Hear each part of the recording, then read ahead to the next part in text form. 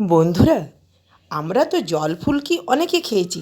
চলুন আজ আপনাদের জন্য করে দেখাবো আম ফুলকি। এই গরমে ঠান্ডা ঠান্ডা আম ফুলকি খেতে মজাই আলাদা। এখানে আমি সবার প্রথমে আম, পুদিনা, ধনেপাতা, কাঁচা লঙ্কা দিয়ে আমি আমটা পেস্ট করে নিয়েছিলাম।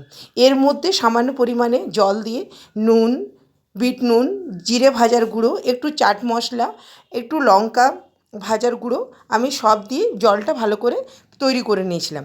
এরপর আমি দুটো লেবু দিয়ে দিলাম। এখানে আমি এক বাটি বেসনের সাথে সামান্য পরিমাণে নুন, হলুদ, লঙ্কা গুঁড়ো আর একটু বেকিং পাউডার দিয়ে ভালো করে আমি ব্যাটারটা তৈরি করে নেব। ব্যাটারটা একটু একটু জল দিয়ে ভালো করে তৈরি করে নিয়েছিলাম। এরপর আমি কড়াইয়ের মধ্যে সাদা তেল গরম করে বড়াগুলো ভেজে নেব। বড়াগুলো ভাজা হয়ে গেলে আমি একটা বাটির মধ্যে ঠান্ডা জলের মধ্যে বড়াগুলো রেখে দেবো 2 থেকে 3 মিনিট। 2-3 মিনিটের পর আমি কিন্তু আমের রসের মধ্যে দিয়ে দেবো।